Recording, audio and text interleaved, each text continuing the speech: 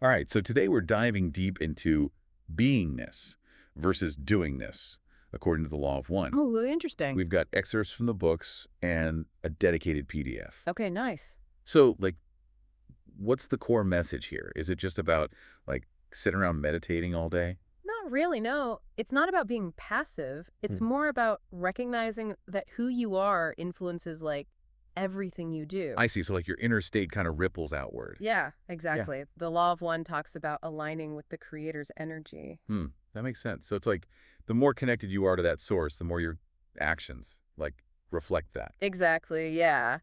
And this idea gets even more interesting when you look at the early days of our planet. Okay. How so?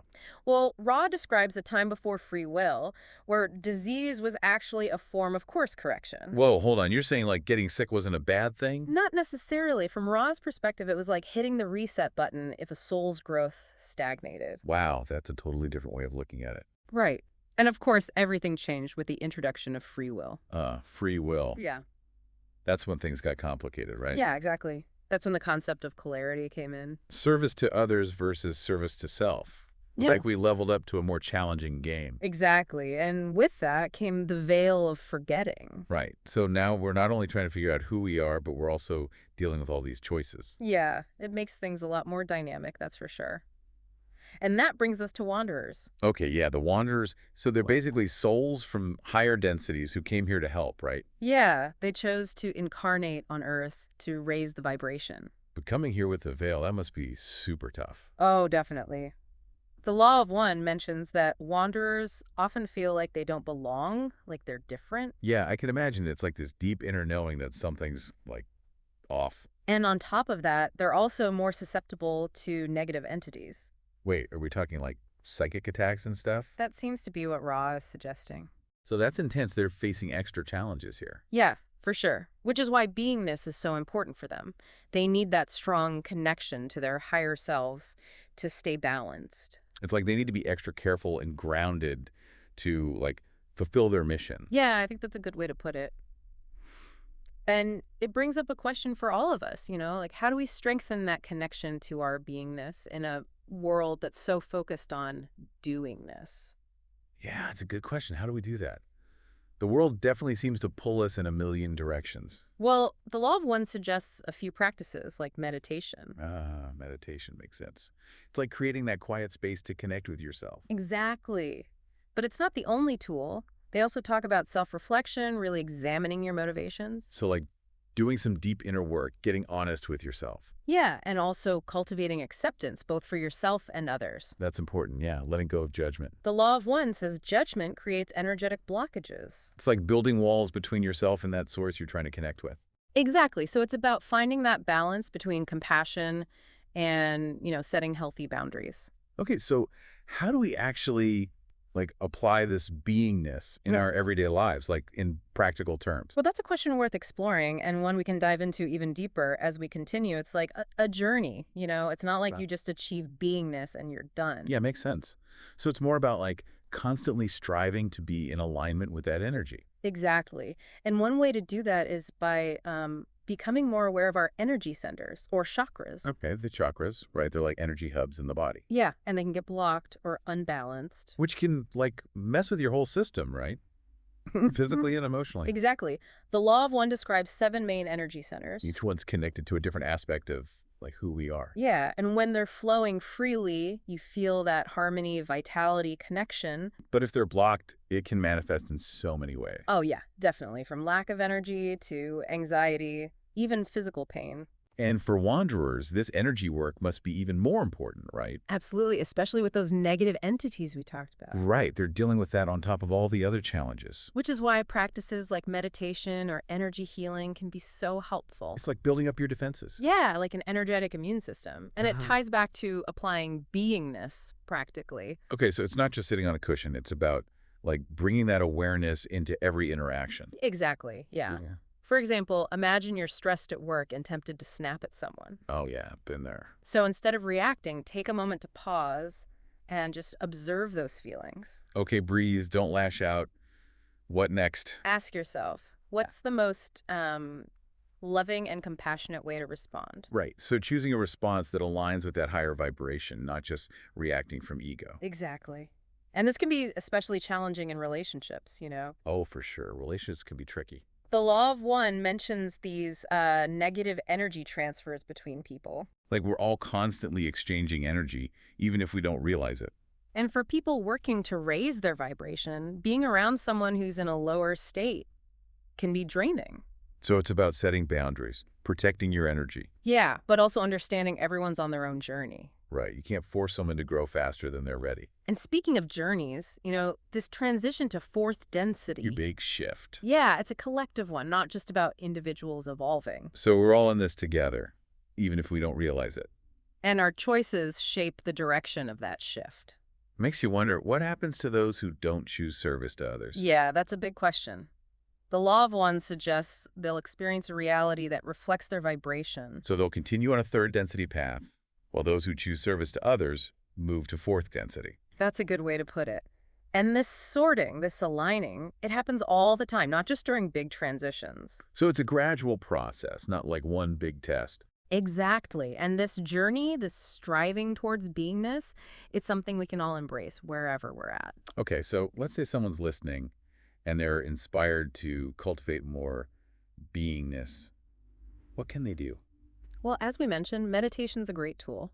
It's like going inward, connecting with that inner wisdom, And self-reflection, taking time to examine your thoughts and actions. like a daily check-in with yourself. Right. And be kind to yourself during that process.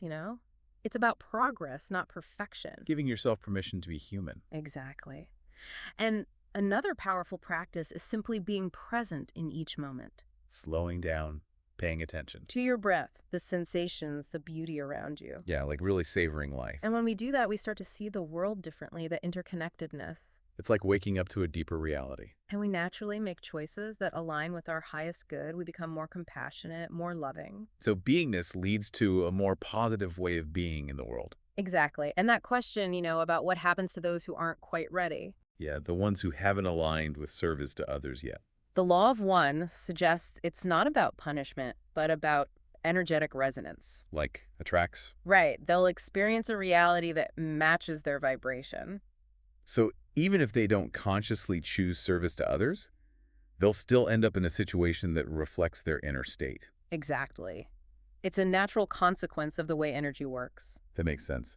So ultimately, everyone's kind of on their own path, even if it seems like some are left behind. Yeah, and those paths can intersect and diverge at different points. It's like we're all on these individual journeys, but we're also part of this larger cosmic dance. It's a beautiful way to put it. It's fascinating how the law of one weaves together personal growth with this grander picture of evolution. Yeah, it's a really holistic perspective, and it reminds us that we're not just individuals, we're part of something much bigger. Which brings us back to the importance of beingness, right? Absolutely, yeah. It's the foundation for everything else.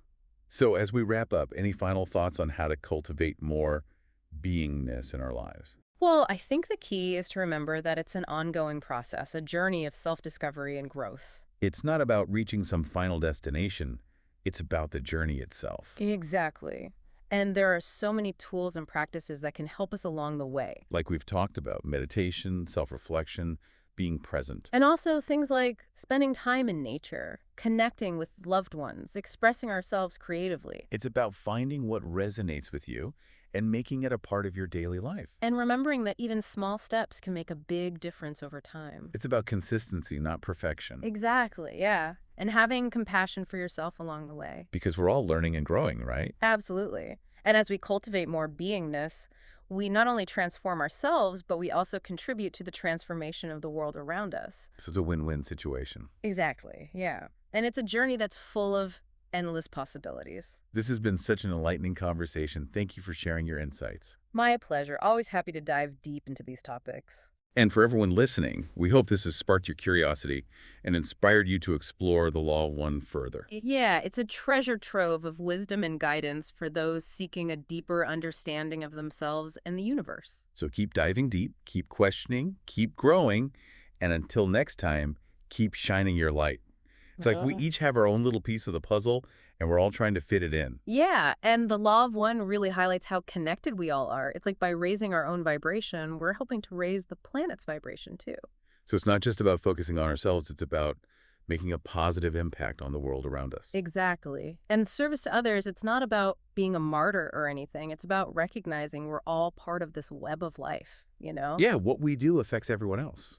It's like that saying, what you put out comes back to you. Exactly. So when we act from love and compassion, it creates this ripple effect that benefits everyone. Now, you mentioned before that the harvest is available to all who have reached a certain level of spiritual evolution.